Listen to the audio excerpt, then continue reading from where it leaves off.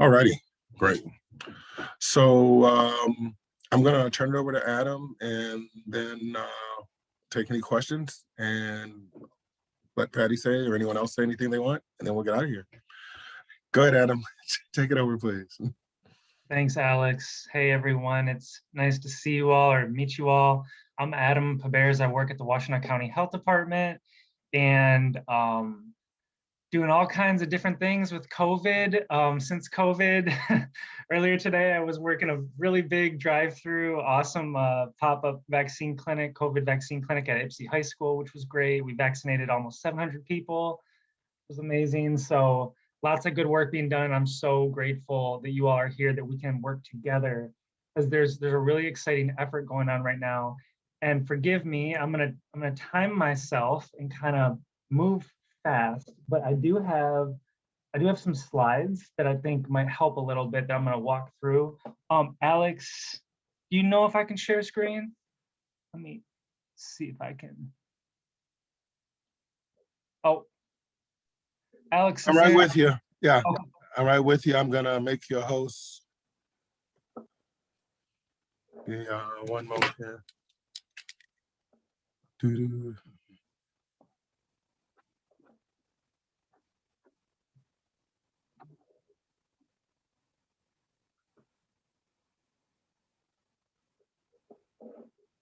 You should have it now. Got it. Thank you. Okay, let's see. I'm terrible with Zoom. Can I share successfully? Can you all see my slides? Okay. Yep. Okay, great. So we have a really exciting effort going on at the health department. We have been doing a lot of different things to try and get vaccine to communities who are most affected in Washtenaw County. And one thing we did to increase supply and do it in a way that where we could really reach communities of color, especially people in 48197, 48198, part of Washtenaw County that has been hit hard in terms of COVID cases and hospitalizations, is bring more vaccine to people directly in neighborhood, faith-based settings, working with trusted leaders in the community. And so that's what this community outreach COVID-19 pilot project is all about.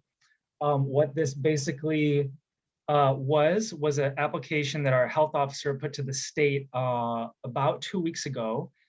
And it's a very short-term project to basically get additional doses. And for this project specifically, we're giving out Moderna at all of these clinics. And so focus equitable vaccine access, especially reaching African-American Latinx community members. Specific census tracts, if you all can, I don't know how well you can see this map, but the highlighted areas on this map are parts of the county that are what are considered higher in terms of social vulnerability, which is a kind of a thing defined by the state of a bunch of different measures, income, race, a lot of different things that basically help us prioritize resources. So these census areas, and can you all see my my cursor? Whoops. Can you all see my cursor right here? Yep. So that's West Willow. For anyone who's not familiar, that's the neighborhood of West Willow. And as you can see, you know, there's a lot of focus on Ypsi Township. And this doesn't define the eligibility. I'll talk about the eligibility in 1 minute, but I wanted you all to see this is really like why we're trying to do a more neighborhood focused approach to some of the outreach and some of the scheduling, like direct scheduling into appointments. Real quickly, just there is many other clinics going on. And Alex, if we have a moment, I could talk briefly about a couple of those clinics, but really our focus today is all about West Willow. It's all about this pop-up clinic that's going to be at New Covenant Missionary Baptist Church. Thank you, shout out to Reverend Kraut there, who's been doing amazing work and is going to host us. And it's a huge clinic. It's a 700 dose clinic that is going to be mostly drive-through. People from the neighborhood can definitely walk up, and we'll have an option for that as well. But it's just like today at Ypsi High School that some of you heard me, it is going to be a big clinic. So we're looking forward to that. These are some of the other clinics that are going on, and here's Ypsi High School. If we have time to talk about it, we could talk about scheduling for both Bethel AME in Ann Arbor, as well as Second Baptist Church, happening respectively on this coming Monday and Tuesday.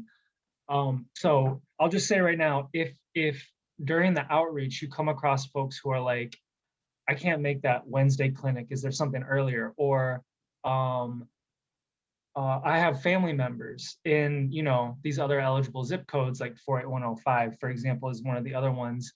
I would rather go to Bethel AME. They would rather go to Bethel AME. We can definitely sign them up for that as well. But the focus, for sure, we want to help people, especially in West Willow and the surrounding area. Okay, so here are the eligibility requirements, and this is really important because before we actually sign people up, we got to make sure they're eligible. So to get a vaccine right now, you have to have an appointment, right? You got to be scheduled, and we're trying to reduce barriers to getting scheduled, but there's just a lot of barriers with the technology and access and things. So to get a vaccine, you got to have an appointment. To get an appointment for these specific clinics, just for these specific clinics, you have to live in one of these 4 zip codes: 48105, 48108, 48197, or 48198.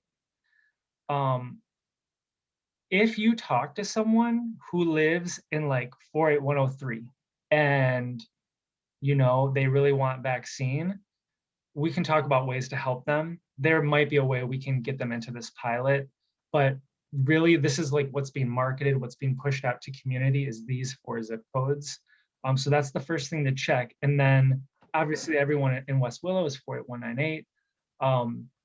And then you have to be 50 years or old or older. So if you talk to someone who's 49, it's okay. We can't get them vaccinated probably at this pop-up, but we can get them vaccinated probably if they're eligible for like our other clinic vaccination efforts going on. So if you talk to folks who don't meet these eligibility criteria but really want a vaccine, please keep a list of their name, their phone number, and we will, my co-coordinator and I are kind of building a list of people who we're going to continue to reach out to and support to get vaccination. Because if they can't get it today, we still want to help as much as we can. Does anyone have questions about the eligibility? No? Okay. Okay, cool. So next is the most important thing, which is this scheduling link. And let me see if I can do this one as well. I'm just gonna try and bring this up. If anyone wants to, please do not share this link. This link is just for you all. It's just for trusted people in the community who are actually signing people up. But I'm gonna put it in the chat. So if it's easier for you to look at this as, but I'm going to screen share it as well. Okay, can you all see this this new web page I pulled up? Yeah. Okay, excellent. All right, so this is our scheduling link. And this is what all of us on this call, I think, Alex, correct me if I'm wrong, all of us on this call will have to be able to directly get people who are eligible an appointment for that West Willow clinic. That's definitely the plan with every, but it's any student that Patty okayed. I'm assuming she's okayed everyone in here. So yes. Okay, cool.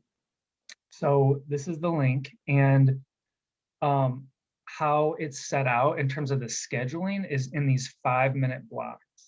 So you'll basically, like, if you're talking to someone and you have the link and you're talking to them on the phone and you can directly sign them up on like a tablet or your computer, you can have this up. You can select an appointment time. So I'm just going to do a little test here. Like, I need to come at the end of the day. That's best for me. So we'll we'll do 6:45, and you just hit that time and say continue. And now it's going to bring up some information we need to collect to get them ready to go when they drive up or walk up to the clinic. So we need their first and last name, their phone number. There's a little note here that if it's a cell phone or it's a phone that has, they're able to receive a text, they'll get a text reminder 24 hours before the appointment, before the clinic, with the location and date and time of their appointment. Okay, so text reminder is one way if they have a cell phone or a phone that can receive text. If they don't have a cell phone, that's okay. If they don't have a phone or they have a landline or a trusted family member who's like, that's the best phone number for them, that is a-okay. So we will, you can put that in there. And I would just say, if you all feel like you have capacity for this, and if this is okay, Alex, I would encourage us, since there's such a strong team of people here on this call, it might be worth asking some people if they'd like an actual phone call reminder. And we can do some quick phone calls maybe, if that would help. I talked to a couple people today who really appreciated that. They said they'd love a phone call reminder. So email is another way. It's a required field. It's another way that people receive confirmation. So we need an email if they have one.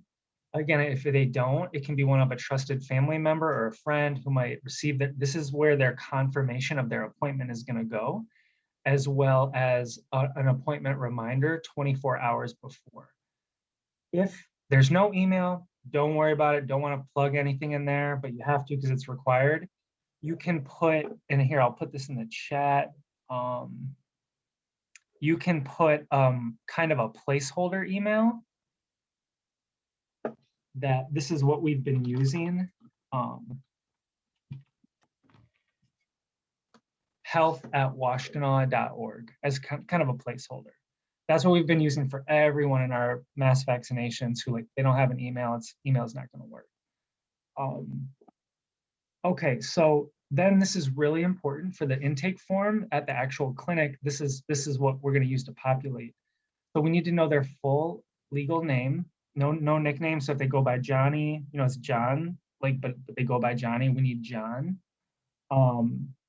Full name, home address, city, county should always be Washtenaw, because the other eligibility, well, it's kind of implied, but in those zip codes, they're all Washtenaw. So we select Washtenaw,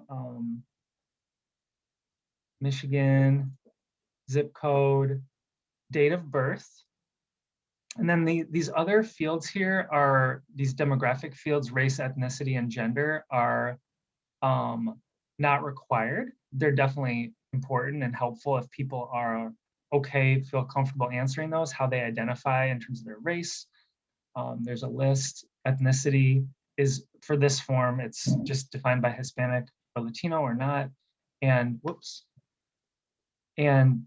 then gender. So, and again, if folks don't feel comfortable or it's not, it's not working out at that time, you have the option to say declined, unknown. That's okay, but that information is very helpful if you're able to collect it. This is all first dose, no second dose. So you don't have to worry about this. The notes field is the last thing. This I think is really helpful, especially for this pop-up effort, to make little notes like, is there a specific accommodation that would be really helpful for someone? Maybe they'll be coming in a wheelchair. Maybe their primary language isn't English. Feel free to put anything in here before every single clinic. Staff review these very, very carefully. Today, we have a community health worker who speaks Arabic. She's like, I know several Arabic speaking families that I want to help translate for. We looked at the notes, we saw them. She came, she worked the clinic, it was great. So things like that, this is really helpful for if people share anything with you while you're doing this. And then, sorry folks, I haven't been actually filling this out, but basically you'll say complete appointment, and then it's gonna just shift down the screen down here to confirmation, and it'll say that it's all set. So it's pretty straightforward, I hope. It is mobile friendly. It's a pretty mobile friendly form. So even those of us, if there's any of us out in the community, like we can, maybe if we're talking to someone on the street, we could like sign them up on our phone. I had mentioned to Alex that I also have some tablets at the health department that we could use for anyone who might be helping with street outreach in the neighborhood. So does anyone have questions for me or concerns or anything about this scheduling form itself? I've got a couple questions, Adam. First question is, do you have sort of a standard script for how the student should introduce themselves when they call folks? And then my second question is about accommodations. Would you expect any folks to say that the accommodation they need is transportation to the clinic? How would we navigate that? It's possible, and if that's the case, that's okay. I think that's really important, Angela, and that should be noted. For this, so for something like our I guess you could say our outside of this effort clinics, like our Eastern Michigan, our big mass vaccination clinic, we now have the ride doing a vaccine shuttle, but for this pop-up clinic, we don't have specific plans to help people get to the clinic.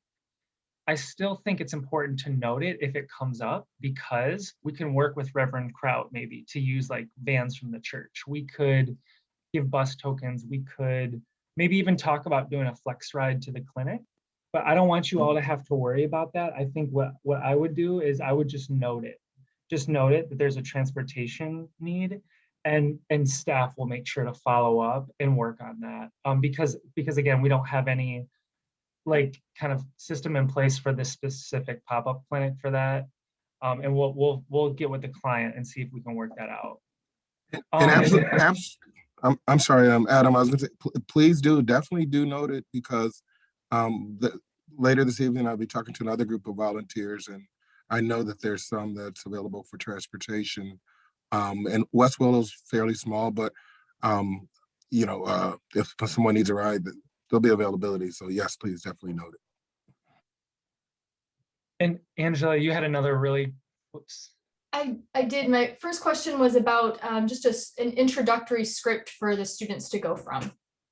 Yeah, so that's a great question. So our team phones at the health department has a script. I don't know how helpful it is for this effort, because that's what they use to take calls from the public about like vaccine sign up in general. And this is very specific. Alex, do you have thoughts on a script, or do you want to work with me to kind of put something together for folks? What do you think about that? Because I just want to be sensitive to like this neighborhood specific outreach, right? And how to do that in the best way. I'd love to put together a script. Yeah, that's something that I did have in mind. I'm really anxious to speak to the volunteers that I already have and get some feedback. But yes, I intended on putting that and some of the other questions also in what I emailed to Patty as soon as I can. Okay, cool. And Alex, I can send you, I don't know if it'll be helpful, but I'll send you what Team Phones uses at the health department for vaccine sign up. And maybe I'll try and make some tweaks that are like relevant for this. So, thanks, Angela. Those are such good questions. Does anyone else have concerns or thoughts, ideas about the scheduling or the eligibility?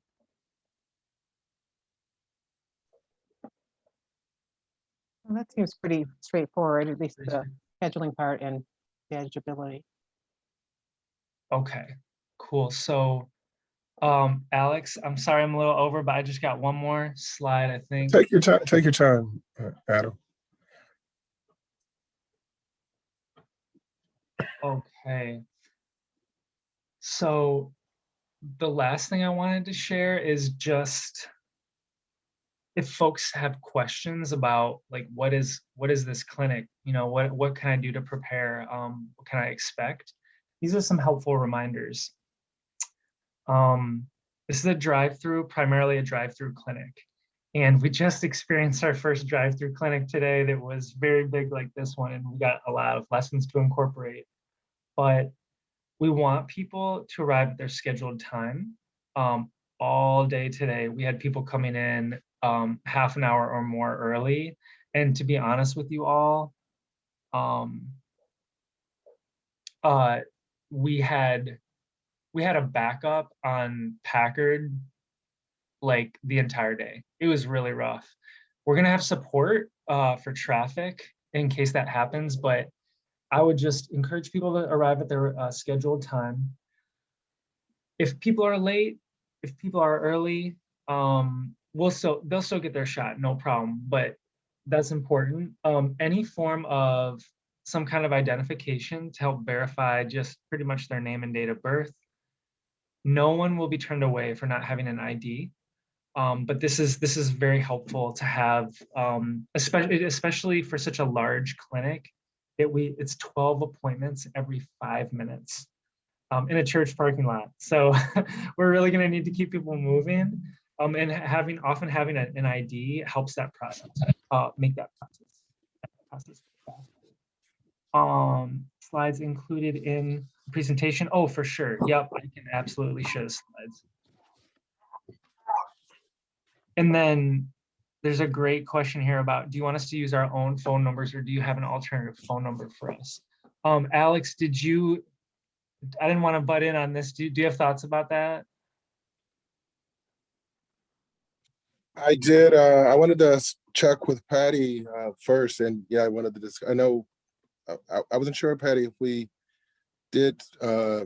If I spoke to you about possibly Google numbers, it might not have been you. I've been talking to a lot of different people, but that is something I wanted to address. I wasn't sure. I think early on we had talked about having Google numbers. I don't know the time, like how is that relatively easy to set up? Do you think it's a good idea?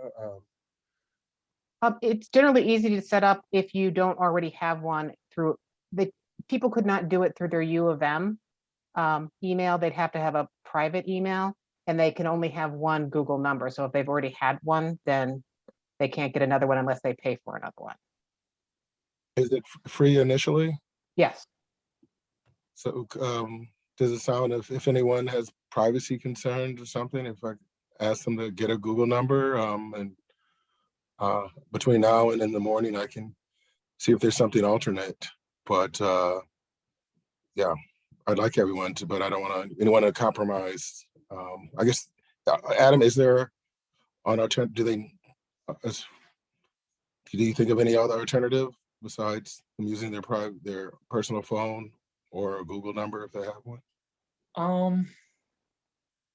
The only alternative I can think of won't work in the short term, and that's using like a different platform. I'm not sure. I think there's some contact tracing friends on the call. Like we've used a Ring RX, which is a platform to actually like do community organizing for clinic sign up like this. Unfortunately, we just don't have time to make that work well and smoothly. It'll probably complicate things. But if anyone else on the call has expertise or ideas, please, by all means.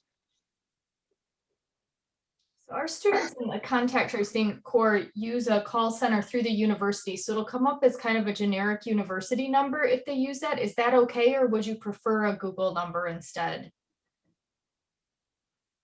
I like generic university if it, yeah, if that's, and it brings up something that I was going to mention. I might as well now, that you know, so many people these days won't pick up the phone for an unavailable or unfamiliar number. Yeah. So if it looks close to U of M, that's better than Google. You know, really. Sure. Yeah, and we've heard from a lot of anecdotal evidence of that. People whose doctors have been trying to reach them, but because the number was unfamiliar or unavailable, they didn't pick up and didn't get the appointment. So we can just do the best we can. I know a few of the students who are not on right now are not contact tracers, so they wouldn't be connected with that. So they would have to do something like Google or use their own number.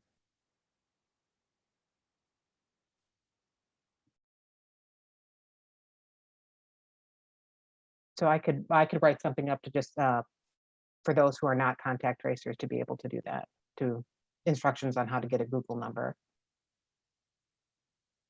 And let me, what we're concerned with is a callback number for the people that have an appointment, or what's or we just, or if they're using their own phone, how it'll show up, and just that breaching privacy a bit.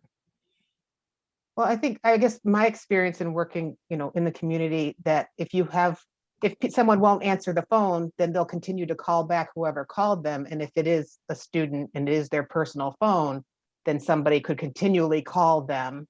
And I've had that experience where someone called me round the clock for months. And Wow. yeah. Well, and especially if you're leaving a message like, I'm calling to make an appointment for a vaccination appointment, then somebody will really want that and could potentially continue to call them, and that would not be, volunteers we want to make it a good experience for them. I'll see what I can do in the planning this evening, but it looks like it's going to be Google or your private line, and I appreciate it, everyone. And if you could, when you speak with the other callers, to see what their experience was, since they've been calling already.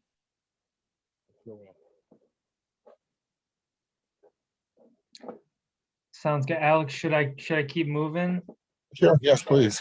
Okay, almost done, folks. Just got a couple more things. So bring that form of ID if they have it. Again, just like photo ID, something with name and date of birth. We need everyone to wear a mask. It's helpful to have a shirt, like a short sleeve shirt or something, clothing where you can easily get to the upper arm, right, where they're going to be administering the vaccine. This says clinic start to finish is about 30 to 45 minutes, which is ideal, but it could be longer because based on what I saw today, there's going to be a lot of cars. I would maybe lean on the 45-minute side, but for the clinic itself, you drive in, someone checks in with you to make sure you have an appointment, and then they get you set up with your form. Then you move forward to registration and check your info, then you get your shot. After that, you wait for 15 minutes for most people, some 30, but most 15. And during that time, while people are waiting in the church lot, they're going to be greeted by some awesome staff and volunteers who are going to help sign them up for their second dose appointment right there, right on site.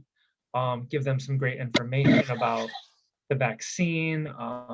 We'll have masks, sanitizer giveaways, things like that. So that's kind of what the flow, the whole clinic is like. And I would say like 45 minutes is safe at a minimum because of the drive-through format. And then any cancellations or rescheduling, you can feel free to just, I don't honestly bother with the phone number here because I called the health department this morning just to remind myself what that's like. And their appointment will get canceled, but it will get canceled quicker if you send an email here. So you can share that with folks that you're talking to if they're able to do that. If they're not, this is where I would probably, again, for the important reasons Patty raised, you might want to give them actually the health department line so that they're not calling individual people back. I also want to share this, like, you all are more than welcome to give my work cell to any and everyone. That I don't know if that will confuse people, but honestly, like, this is dedicated scheduling all day, every day right now. And I'm on this like honestly, as soon as this Zoom ends, I've got like 5 people to get you from today's clinic. So I promise to be extremely responsive to this number. If you want folks that I think could be a good alternative to the whatever you think works for best for the I think that's it. When I send this out, this is like, we don't have this video playing at our drive-through clinics, but this is like a health education that happens at our in-person clinics, and this one's specifically about Moderna. And then we got flyers for this specific clinic at New Covenant that I know Alex and I were talking about being out in the neighborhood tomorrow and doing some canvassing, maybe having something set up actually like at the park or at the neighborhood association with like mask giveaways and stuff. But Alex, I'm speaking out of place now, so I should be quiet because I know you got the plans for that. But yeah, I think like the other important aspect of this, Alex, church leaders and other people in the community is really like spreading the word. I want to let you all know that we have a lot of availability for this West Willow clinic, which is great. We have a dedicated number of spots for you all to schedule people.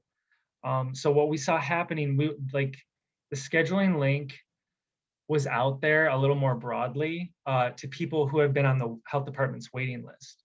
And we started to see this clinic fill up really fast. So what we did was we actually created a whole separate scheduling link reserved specifically for people from the church, from the community. And that's the scheduling link that you all will be using, is really dedicated for the people closest to the clinic and who are really trying to reach through this pilot effort. Just to tell you all where we're at right now, we have about 46 appointments out of 250 that have been reserved. We have 46 filled. It's a 700 dose clinic. Overall, because I remember I had mentioned that earlier, the scheduling link was more out there. Overall, we have, I think, closer to like 440 appointments already filled of the 700. But we're really hoping, like, the whole purpose of this is to get a lot of those remaining appointments, as many as we can, filled with, people from West Willow, people from the church, and other, communities nearby. So that's our goal. And Alex, I'll toss it back over to you. Real quick, Adam, is that 250? Well, that 46, that was 46 out of 250 that were specifically set aside for West Willow, or was the 250 specifically set aside for this team, for the team that met on Thursday, Alex, and the church, and nearby churches too. Well, that's great. The last number that I heard was like 11 from someone earlier this morning, but so it's working. Definitely. So yeah. So I'm going to talk to the people that have worked the phones and see how, just get some feedback from them, see how they accounted for calls and calls back, and sift through that, and some Excel sheets, and there's a program. So just want to get the best data available for you so you can use your time as most constructively tomorrow. I've given myself a 9 a.m. deadline, but I really think I'll just be up late and send it all late tonight. But I want to just coalesce everything, eat something, get a little rest, and then think clearly and come out with the best plan. So that's where I'm at right now. I'm gonna send a clear email to, I think, Patty. Should I send it to you first or just to the whole group? Or You can send it to the whole group, because that way Angela and Lindsay will get it as well. okay. In case I sleep in. Yeah, is there a number, anyone? Because I'm not sure how I'm going to sort the list, or delineate, I see what I have, how many people here now and who has the link. And, I'm not sure if I'm going to have separate lists or compile one. So I just, I'm thinking here aloud. We'll work it out. What I had started I threw together a Google sheet yesterday, for at least for the nursing students, to tell me when they would be able to make calls. And then, so at least I would know when they would be calling. And I don't know. It depends, I guess, how many people will be making calls, when they'll be making calls. I mean, Angela, you've done this more than I have. Yeah, so tomorrow our team works from 10 to 6. So we have tracers on during that 8-hour shift, and Blair as well. So it'll be some different people than are on right now though. So I think if you can get me the information, I can make sure that we touch base with our team at 10 a.m. and go over the recording tonight and, you know, the script, all of that kind of thing, and get them moving when you're ready for them. Okay, so then between you and I, Angela, then we should split up the list, because my students will be doing that from, they're not contact tracers, the ones that are not here right now. So then Yeah. We could talk and figure out how we're gonna Sounds great. do that. Okay. Yep, that works. So you see, I'm focused on just compiling the best phone list together and then distributing that. I know with all the other volunteers together, there's also going to be an opportunity for some on-the-ground canvassing. My focus has just been to get the phone in place first, and that will inform what kind of on-the-ground, if we do. That on-the-ground could be just signage and flyering of a few houses, or depending on how many volunteers we have, we might have just information that's good for the community and specific to this vaccination, and do 1,000 homes or something. I just don't know, but I just want to do the best job we can on the phone first, and then figure that next step out. When is the cutoff for the phone calls? Do you want us to do this through Tuesday night? My understanding was that we're expecting it probably to be done Monday evening, but Tuesday morning at the latest, it would be inactive, that link. So to answer your question, late Monday evening, we want to get as many calls in as we can, and that's a real important one. Adam, And was that correct? Is that good yeah, information? That was the last that my understanding was that because no one knows for sure, but the way it's moving, expecting for it to be closed off late Monday evening, early Tuesday morning. So I say as many as you can get in by Monday evening, as many as you can get in. yeah, and I just want to remind everyone, like, if you are in touch with people on Tuesday or even later, and this, let's say this clinic's filled, if you could please keep their name and phone number, and we can maybe figure out a way to hand that back to the health department, because we're compiling what we're kind of considering like priority lists of people we're reaching through outreach like this. And whenever we can't get them into a specific clinic, we're like trying to get them right into the next one that works for them. If I can just really quick give an example, we had a Latinx focus clinic at St. Francis Church on Tuesday of this past week. And there was a bunch of community members from Mexicansas in Michigan that like just heard about it, but a little bit too late. And boom, they had a list of 50 people ready for the vaccine, but we had done that first dose. And so our medical director was on it. Now we've got another clinic that's starting to get organized for those community members. And I wouldn't be surprised, I hope that the same thing can happen for West Willow, for other communities as well. So I think it's helpful to, again, even people you're reaching who aren't eligible, to just jot that information down. And Alex and Patty, and Angela, we can talk about a way to kind of compile that and send that over to the health department to follow up.